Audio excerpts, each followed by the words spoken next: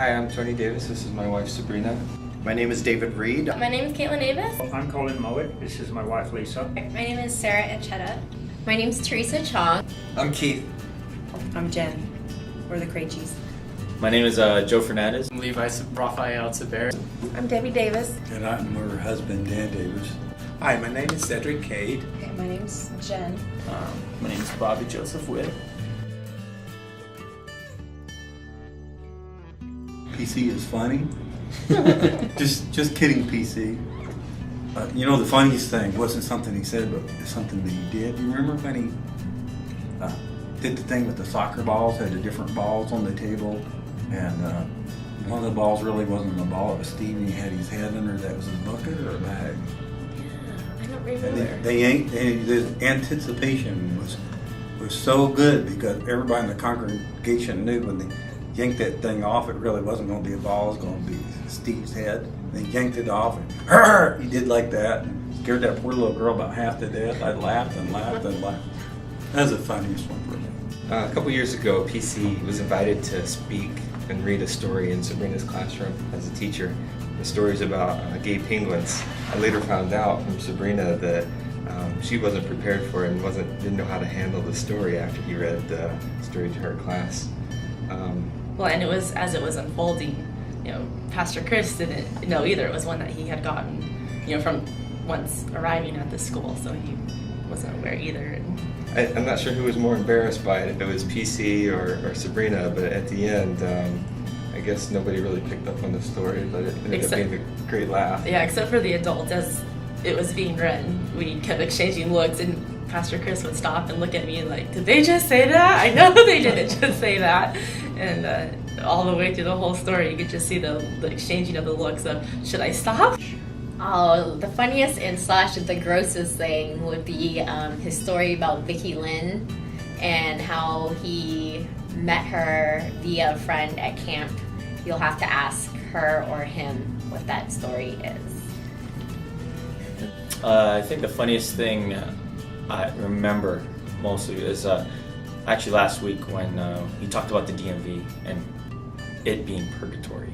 It's like the closest thing to hell. I'm like, oh my gosh. He's like, DMV is purgatory, DMV is purgatory. And it just kept reminding me, and I just remembered I have to go to the DMV next week. The most funnest thing that I seen was when Jordan and you was playing trying to put ice on each other. I think that was real funny. And then my son, he's gonna protect you. He let you know that Joe was around the corner waiting on you to put icing on your face. He came out one message wearing this some type of mask. Yeah. And it was just crazy. So. One of the times that I had to go in and consult an attorney during that time was the first time I'd gone to see them, and Pastor Chris went with me, and he was telling me that if there was any way to resolve things without an attorney, that was the best thing to do. And as the conversation progressed, Pastor Chris had answered a question for him, and the attorney turned and had a puzzled look on his face, and he asked, "Who are you?" He said, "Are you his roommate?" And he meant roommate. And he had quite a shocked look on his face when Chris answered, "I'm his pastor." And that was quite a shock for him that my pastor was there with me, helping me to go through that. I know. I hope that by now you've had the tweet thing down. You're calling everybody twits instead of saying that they're tweeting. I can't think of anything other than the Twitter tweet, whatever that. I don't even know the difference, PC, so you're doing well. But yeah, he can't get that right, and that's kind of funny. I don't think he should ever get it right. Does he Twitter or does he tweet? The message was, I can't remember the whole message, was a while ago. Would you drink from the cup?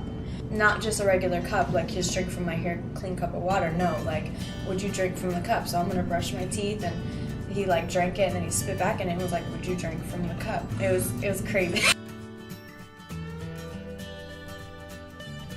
What I like most about the Rock is that I come here and they're my family.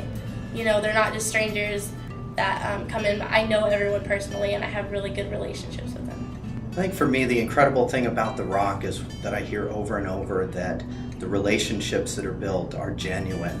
And even people who visit our church once or twice can see that those relationships that are being built are something different than the rest of the world has. And I think that that's part of what draws people to the Rock, and it continues to change this world. The thing I can say is that if they find a church like this, especially at the Rock, it's genuine. God will change lives. He's changed mine considerably. And it's a caring church, and it just is amazing at the work that is done, not just by the church, but through God, through the church. And all I can tell people is just keep coming and come to the Rock and just try it. Well, I love the church, for one thing.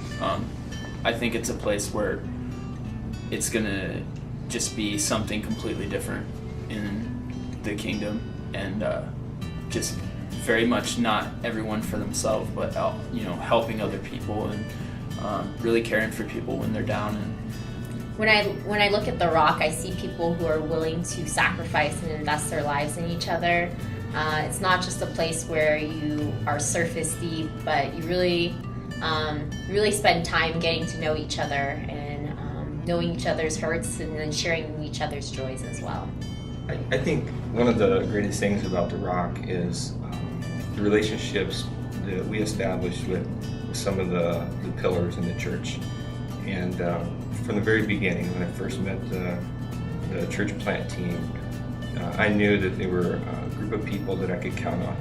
And I think that probably the greatest asset of the Rock is that in times of need, you're going to be there.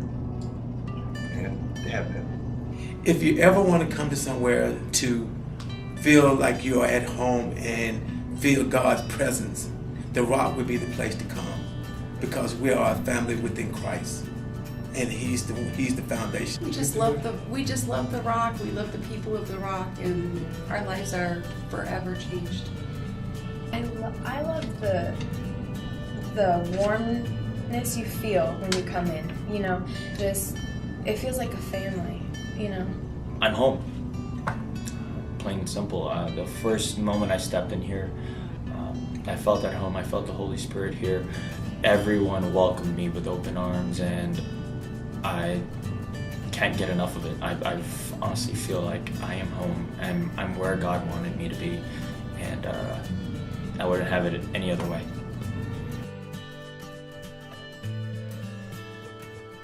Prior, before the Rock, I had never really attended church. Several times with friends from when I was young in elementary school all the way through college. Never really was in a church family that where it stuck, where it was a place I felt comfortable, and where a place that I could learn about God and grow.